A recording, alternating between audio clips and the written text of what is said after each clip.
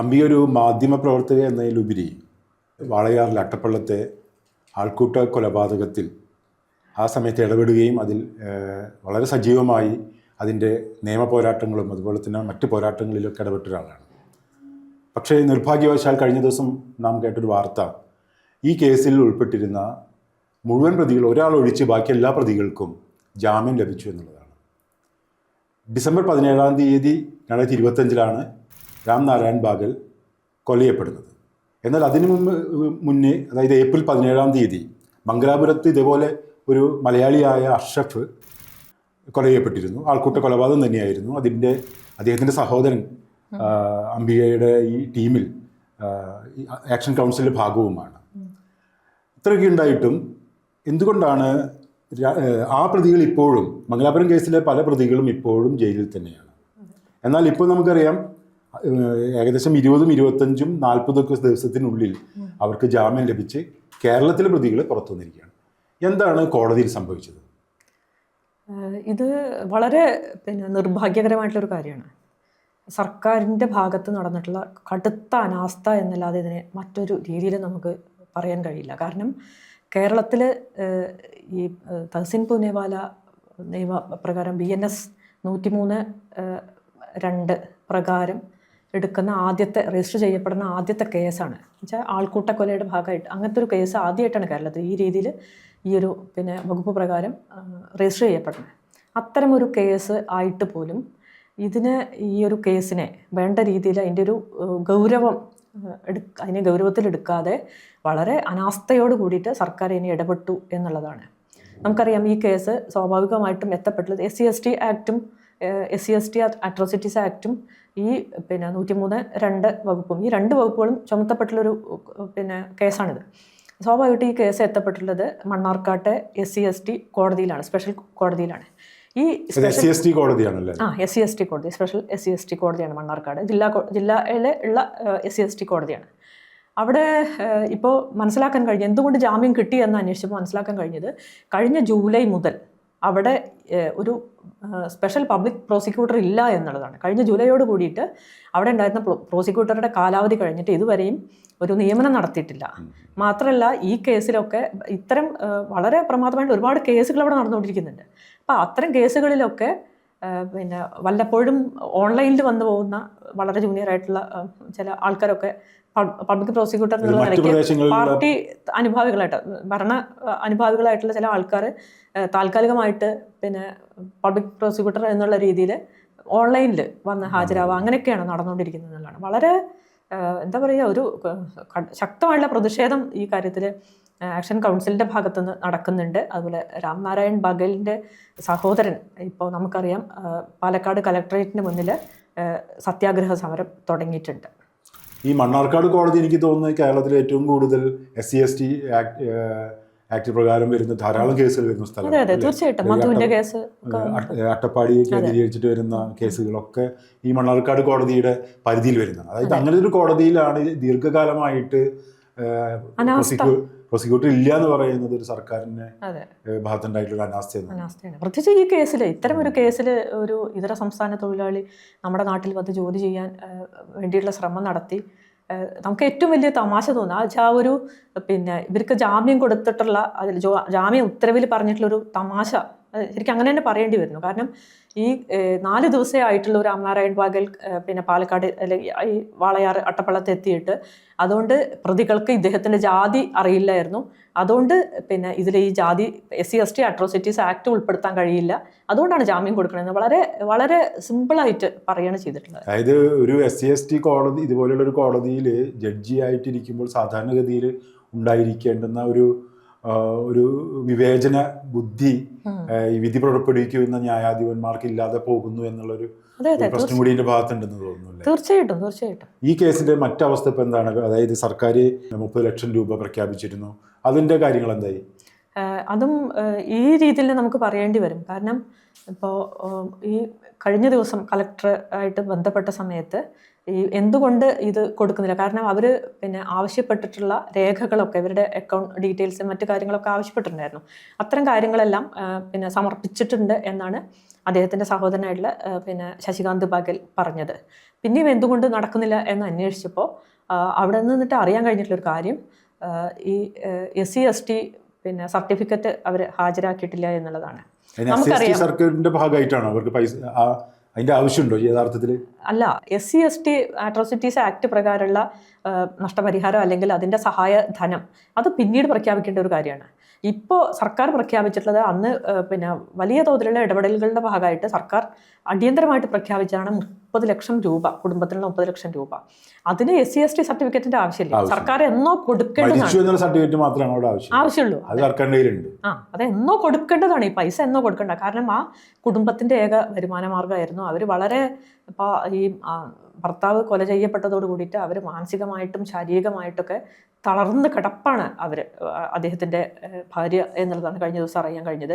ചെറിയ 2 കുട്ടികളാണ്. അദ്ദേഹത്തിൻ്റെ അമ്മ അതിന് മുമ്പേ തന്നെ വാദം പിടിച്ച് തളർന്ന് കിടക്കുന്ന ഒരാളാണ്. അപ്പോൾ ഇത്തരം ഒരു കുടുംബത്തിൻ്റെ ഏക വരുമാന മാർഗ്ഗമാണിത്. അതില്ലാതായതിനു ശേഷം ശരിക്കും പറഞ്ഞാൽ സർക്കാർ താൽക്കാലികമായിട്ട് എല്ലാവരെയും പറ്റിക്കുന്ന ഒരു കാര്യമാണ് ചെയ്തിട്ടുള്ളത്. വഞ്ചനാപരമായിട്ടുള്ളൊരു നടപടിയാണ്. ഈ കേസിലേക്ക് തിരികെ വന്നു കഴിഞ്ഞാൽ നമുക്ക് അറിയാം, ഈ കേസിൽ ഇപ്പോൾ 2 ഇതാണ് ഉൾപ്പെടുത്തിയിട്ടുള്ളത്. ഒന്ന് SC/ST അട്രോസിറ്റീസ് ആക്ടിന്റെ പരിധിയിൽപ്പെടുത്തിക്കൊണ്ടുള്ള ഒരു കേസാണ്, ഒരു വകുപ്പ് അതിൽ ചേർത്തിട്ടുള്ളത്. മറ്റൊരു വകുപ്പ് ആൾക്കൂട്ട ആക്രമണവുമായി ബന്ധപ്പെട്ടുള്ള വകുപ്പാണ്. അതൊരു വംശീയതയുമായി ബന്ധപ്പെട്ടുള്ള പ്രശ്നമാണ്. അപ്പോൾ എന്തുകൊണ്ടാണ് മംഗലാപുരം കോടതിയിൽ 6 മാസമായിട്ടും, അതായത് ഏപ്രിൽ 17-ാം തീയതിയാണ് അവിടുത്തെ കൊലപാതകം നടക്കുന്നത്, ഇപ്പോഴും അതിൽ ഞാൻ മനസ്സിലാക്കുന്ന 4 പ്രതികൾ ഇപ്പോഴും ഏകദേശം 6 മാസത്തിന് ശേഷവും ജയിലിൽ കിടക്കുക തന്നെയാണ്. എന്നാൽ ഇവിടെ സംഭവിക്കുന്നതെന്ന് വെച്ചാൽ ഏകദേശം 25-40 ദിവസത്തിനുള്ള ഈ ആളുകൾക്കൊക്കെ ജാമ്യം കൊടുക്കുകയും അവരൊക്കെ പുറത്തിറങ്ങുകയും ചെയ്തു. ഇത് ചില ആളുകൾ പറയുന്നത് ആൾക്കൂട്ടാക്കണം എന്ന് പറയുന്ന ഒരു വകുപ്പ് ഇതിൽ ചേർത്തത് കൊണ്ടാണ് ഇങ്ങനെ ഉണ്ടായത്.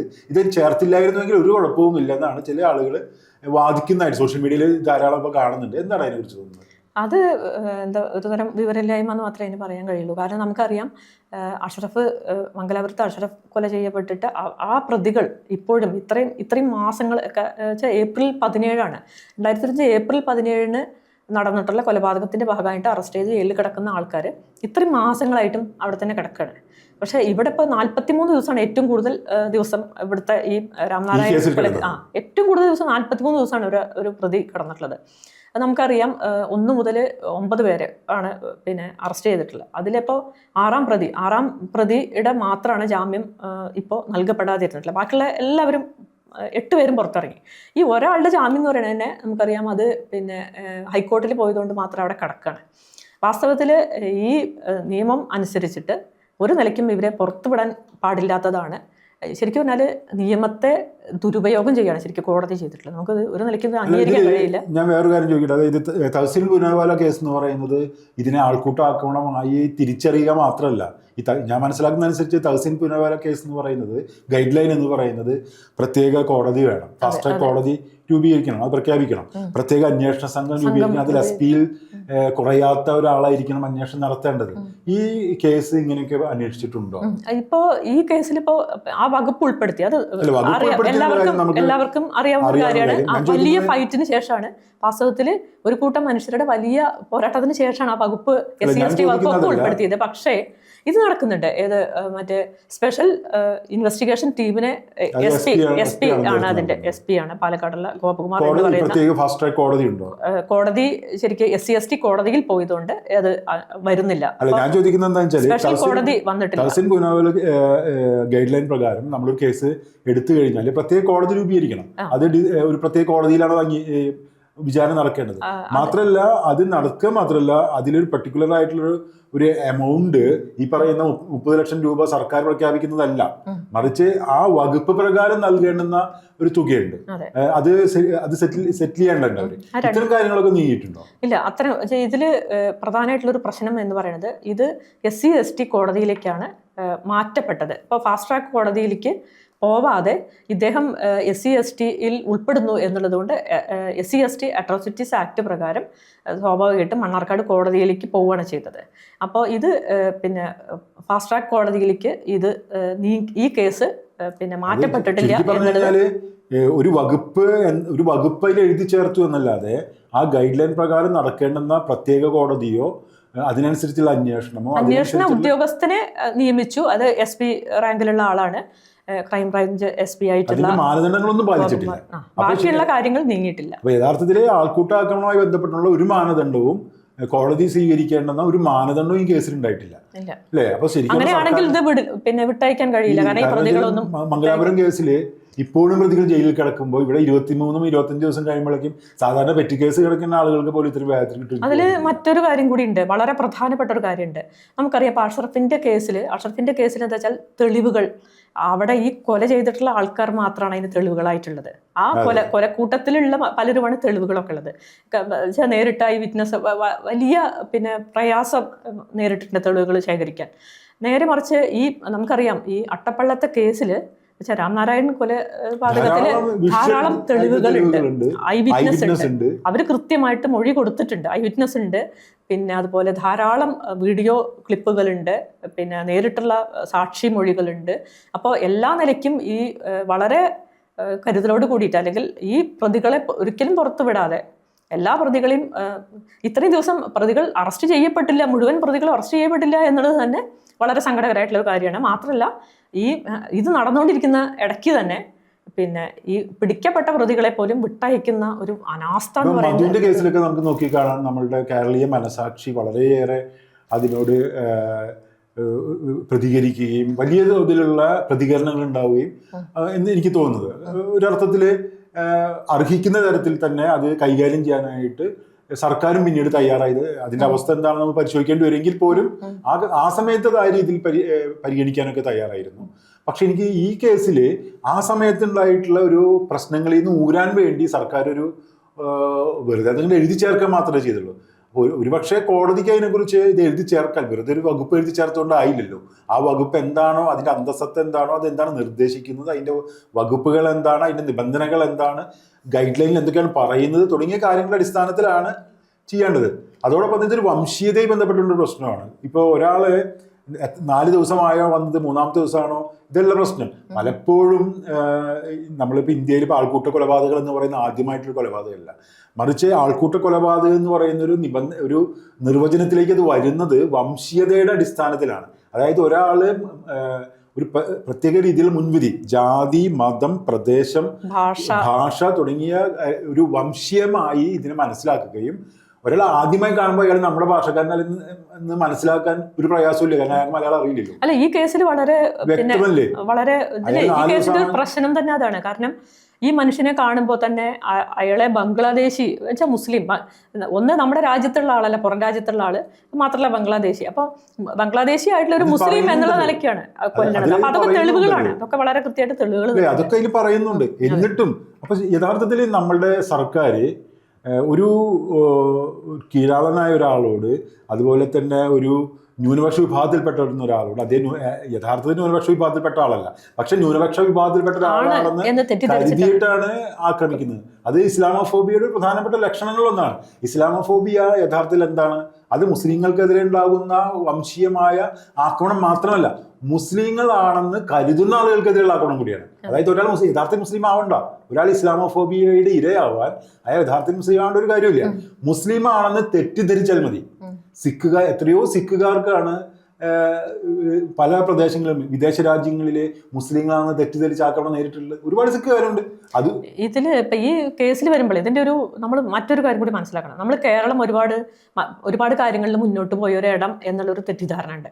വാസ്തവത്തിൽ 2018 വന്നിട്ടുള്ളതാണ് ഈ തഹസിൻ പൂനെവാല സുപ്രീം കോടതിയുടെ ഈ ഗൈഡ് ലൈൻസ്. 2018 വന്നിട്ട് ഇതിപ്പോൾ 2026 ഇതുവരെ എന്താണ് ഈ കാര്യം എന്നുള്ളതിനെ കുറിച്ച് അന്വേഷിക്കാനോ പഠിക്കാനോ ഇപ്പോൾ പ്രത്യേകിച്ച് ഈ ആക്ഷൻ കൗൺസിലിൻ്റെ ഒരു പ്രധാന തീരുമാനം എന്ന് പറയുന്നത് ഈ തഹസിൻ പൂനെവാല ഗൈഡ് ലൈൻസ് പിന്നെ ഈ കേരളത്തിൽ നമ്മുടെ സംസ്ഥാനം നടപ്പാക്കും, അല്ലെങ്കിൽ ഇത് ഉൾപ്പെടുത്തും എന്നുള്ള ഒരു ഉത്തരവ് ഇടുകയുണ്ടല്ലോ. വാസ്തവത്തിൽ ഇത് പിന്നെ കേരളത്തിൽ ഇത് ബാധകമാക്കുന്നു എന്നുള്ള രീതിയിലൊരു സർക്കാരിൻ്റെ ഉത്തരവേ ആവശ്യമുള്ളൂ. അങ്ങനെ വരുന്നതോട് കൂടിയിട്ട് ഇത് കിട്ടാൻ പോകുന്ന ഒരു ഗുണം എന്ന് പറഞ്ഞാൽ, ഇതിൻ്റെ ഏറ്റവും വലിയൊരു ഗുണം എന്ന് പറയുന്നത്, എവിടെയെങ്കിലും 4 ആൾ കൂടി നിന്നിട്ട് ഹെയ്റ്റ് സ്പീച്ച് നടത്തുന്നുണ്ടെങ്കിൽ അത് കണ്ടുപിടിക്കാം. നമുക്കറിയാം കേരളത്തിലെ സ്പെഷ്യൽ ബ്രാഞ്ചൊക്കെ വളരെ വിജിലൻ്റ് ആണ്. എന്ത് കാര്യങ്ങളും നമുക്കറിയാം. എവിടെയെങ്കിലും ആരെങ്കിലും തുമ്മിയാൽ പോലും അത് സ്പെഷ്യൽ ബ്രാഞ്ച് എത്തിക്കുന്നതാണ്. അപ്പോൾ സ്വാഭാവികമായിട്ട് എവിടെയെങ്കിലും ഹേറ്റ് സ്പീച്ച് നടന്നെങ്കിൽ അത് പുറത്ത് വരാനും അതിനെതിരെ നടപടി എടുക്കാനും ഒക്കെ പിന്നെ ഇതനുസരിച്ച് ഈ ഗൈഡ് ലൈൻസ് അനുസരിച്ചിട്ട് പിന്നെ ബാധ്യതയുണ്ട്, സർക്കാരിന് ബാധ്യതയുണ്ട്, ഉത്തരവാദിത്തമാണ് സർക്കാരിൻ്റെ. അത് മാത്രമല്ല പിന്നെ എല്ലാ ജില്ലകളും കേന്ദ്രീകരിച്ചുകൊണ്ട് പോലീസ് ഉദ്യോഗസ്ഥരുടെ നേതൃത്വത്തിൽ ഒരു ഗ്രൂപ്പ് ഇതിനു വേണ്ടിയിട്ട് പിന്നെ രൂപീകരിക്കേണ്ടതുണ്ട്. മാത്രമല്ല 3 മാസം കൂടുമ്പോൾ ഓരോ 3 മാസത്തിനിടയ്ക്കും എന്താണ് നാട്ടിൽ എന്ത് നടന്നു എന്നുള്ളതിനെക്കുറിച്ചുള്ള വിശകലനം നടത്തുകയും അതനുസരിച്ച് റിപ്പോർട്ട് കൊടുക്കുകയും നടപടികൾ എടുക്കുകയും ചെയ്യാനുള്ള ഉത്തരവാദിത്തം കൂടിയില്ല. അപ്പോൾ ശരിക്കും പറഞ്ഞാൽ കേരളത്തിലെ എല്ലാ ജില്ലകളും ഈ രീതിയിലുള്ള ഒരു പിന്നെ സംവിധാനം വരും. ഇപ്പോൾ 2018 ഇത്തരം ഒരു സാധനം വന്നിട്ടും എന്തുകൊണ്ടാണ് കേരളം പോലെയുള്ള ഒരിടത്ത് പിന്നെ ഇപ്പോഴും ശരിക്കും പറഞ്ഞിരുന്നെങ്കിൽ ഇത് കേരളത്തിലെ ജനങ്ങൾ ഇതിനെക്കുറിച്ച് വിജിലൻ്റ് ആയിരുന്നെങ്കിൽ, ഒരു പക്ഷേ സർക്കാർ വിജിലൻ്റ് ആയിരുന്നെങ്കിൽ അട്ടപ്പാളത്തെ കൊലപാതകം നടന്ന ഉടനെ തന്നെ FIR ഇടുമ്പോൾ തന്നെ അത് അങ്ങനെ വരുമായിരുന്നു. ഇതൊരു സാധാരണ കൊലപാതകം എന്നുള്ള രീതിയിലാണ് ആദ്യം അന്ന് അവിടുത്തെ SP ആയിരുന്നു. എനിക്ക് തോന്നുന്നു ഒട്ടും എഫിഷ്യന്റും അല്ല, അതുപോലെ തന്നെ പരിചയമില്ലാത്തൊരു SP ആണെന്ന് അവിടെ ഇരിക്കുന്നത്. അദ്ദേഹത്തിന് എന്താണ് ആൾക്കൂട്ട കൊലപാതകം പോലും അറിയില്ല. അതുകൊണ്ടാണ് പിറ്റേ ദിവസം കളവിനെ കുറിച്ചിട്ട് ഞങ്ങൾ അന്വേഷിക്കുന്നത്. എനിക്ക് വളരെ അത്ഭുതം തോന്നി. മാധ്യമങ്ങൾക്ക് മുന്നിൽ കളവിനെ കുറിച്ച് വാചാലനാവുന്ന ഒരു SP യഥാർത്ഥത്തിൽ ഇദ്ദേഹത്തിന് ഇതുപോലെയുള്ള സ്ഥാനത്തിരുന്നു കൊണ്ട് ഇതുപോലെ സംസാരിക്കാനുള്ള അവകാശം ഉണ്ടോ എന്ന് എനിക്ക് ഭയങ്കര സംശയമുണ്ട്. ഇതിന് മിനിമം ഇവർക്കൊരു ധാരണ വേണ്ടി. ആൾക്കൂട്ട കൊലപാതകം എന്താണ് വംശീയത എന്താണ്, വംശീയത എങ്ങനെയാണ് പ്രവർത്തിക്കുന്നത്, അതെങ്ങനെയാണ് നിയമപരമായി നേരിടേണ്ടത്. അങ്ങനെ ഒരു സംഭവം ഉണ്ടായിക്കഴിഞ്ഞാൽ കേരളത്തിൽ ഞാൻ അന്ന് കേൾക്കുന്നത് അങ്ങനെ ഒരു സംഭവം കേരളത്തിൽ ഇതുവരെ ഉണ്ടായിട്ടില്ല. അതുകൊണ്ട് സുപ്രീം കോടതിയിൽ ഒരു ഉത്തരവിട്ടാൽ അങ്ങനത്തെ ഒരു സംഭവം ചെയ്ത് അവർക്ക് പരിചയമില്ലെങ്കിൽ സുപ്രീം കോടതി അതിലൊരു മാർഗ്ഗനിർദ്ദേശം ഉണ്ടെങ്കിൽ അതിനനുസരിച്ച് പെരുമാറേണ്ടതാണ് അവർ വിചാരിക്കുന്നത്. അത് സാധാരണ മനുഷ്യർ സർക്കാരിനോട് പറഞ്ഞ് ബോധ്യപ്പെടുത്തിയിട്ടാണ് ഈ വകുപ്പ് ഉൾപ്പെടുത്തിയിട്ട് ഒരു നാട്ടിലൊരു ആൾക്കൂട്ട കൊലപാതകം ഉണ്ടാകുന്നു. ഞങ്ങൾ ഇതുവരെ ആൾക്കൂട്ട കൊലപാതകം ഞങ്ങൾ കണ്ടിട്ടില്ല, ഈ നാട്ടിൽ ഉണ്ടായിട്ടില്ല. അതുകൊണ്ട് ഞങ്ങൾക്ക് ഇതൊന്നും ബാധ്യതയില്ലെന്നാണ് വിചാരിക്കുന്നത്. എന്തായാലും ഈ കുടുംബത്തിന് നീതി ലഭ്യമാക്കുക, അതുപോലെ ഇത്തരം കേസുകളിൽ ഒരു പ്രതിയും രക്ഷപ്പെട്ടു പോവാതെ അവർക്ക് കുടുംബത്തിന് നീതി ലഭ്യമാക്കുക. മാത്രമല്ല ഇത് വളരെ പ്രധാനപ്പെട്ട ഒരു കാര്യമാണ്. ഇതൊരു പൈലറ്റ് കേസാണ് കേരളത്തിൽ. ഈ രീതിയിലുള്ള ഒരു ആദ്യത്തെ കേസാണ്.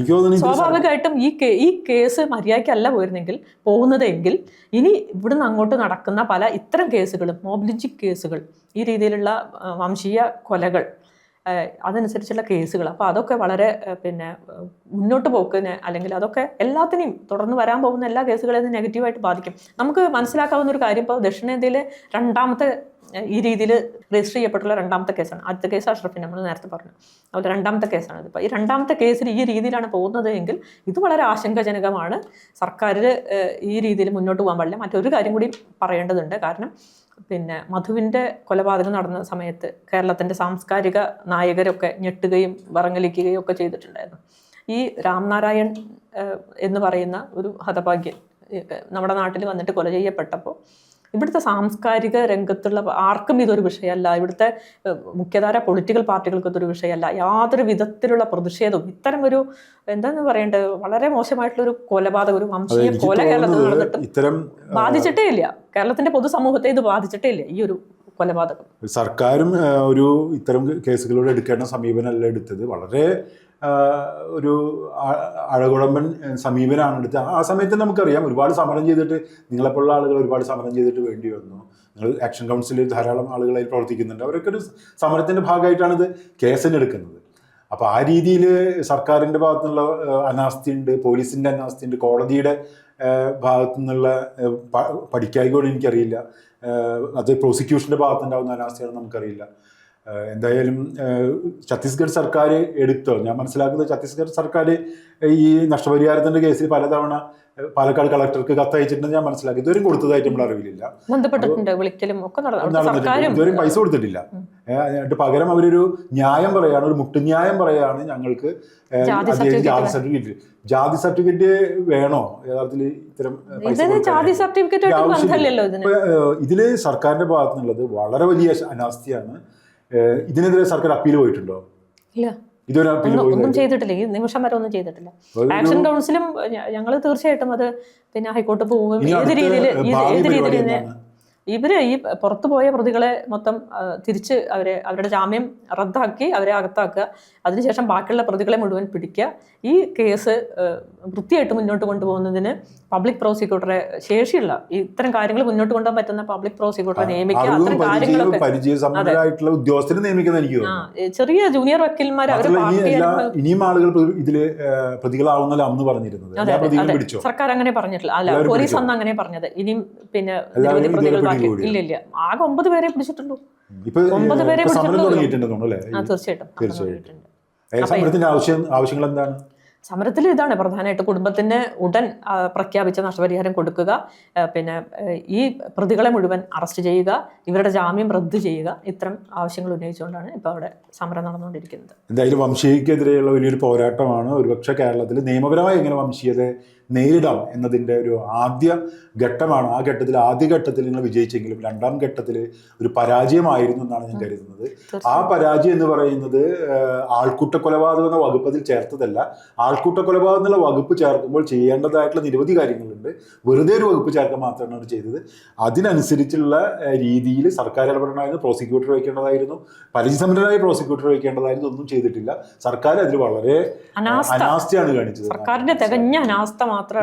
ഇതിൽ നിന്ന് കൂടുതൽ നീതി കൊടുക്കാനായിട്ട് രാംനാരായൺ ബാഗറിന്റെ കുടുംബത്തിന് നീതി നൽകാനായിട്ട് ആക്ഷൻ കൗൺസിലിന് കഴിയട്ടെ എന്ന് മാത്രം പറഞ്ഞുകൊണ്ട് നമുക്ക് ഇത് അവസാനിപ്പിക്കാൻ തോന്നുന്നു.